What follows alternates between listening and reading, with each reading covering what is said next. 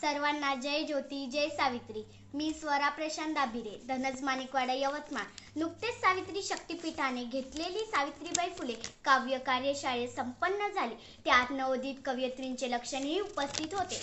सावित्रींच्या लेखींनो कवयित्री व्हावे यासाठी कविता करणाऱ्या नवोदितांसाठी रविवार दिनांक 26 एप्रिल रोजी दुपारी 3:30 ते 6:30 या वेळेत राज्यस्तरीय काव्य कार्यशाळा आयोजित केली होती।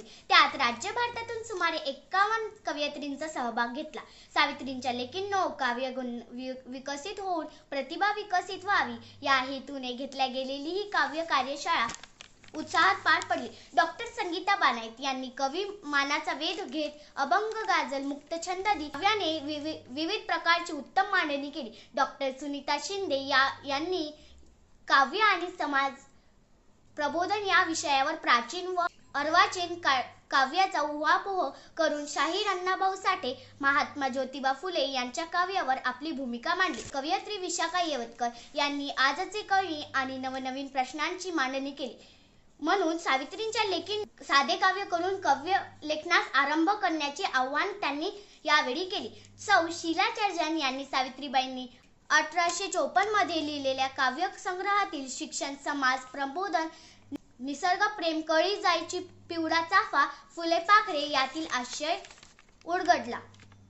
तर 1892 मध्ये 52 सुबोध रत्नाकर या काव्यातून मांडल्या गेलेली तत्कालीन समाज व्यवस्थेवर प्रबोधन केले। सत्यशोधक जयकुमार चर्जन यांनी संत काव्य महात्मा ज्योतिबा फुले यांच्या अखंडातील सामाजिक जाणीव, शिवाजी महाराज यांचा पोवाडा, अण्णाभाऊ साठे यांची झक्कड यांची अभ्यासपूर्ण मांडणी, यांचे कृषी विषयक अभंग मांडून यांचा कर्मसिद्धांत विशद केला।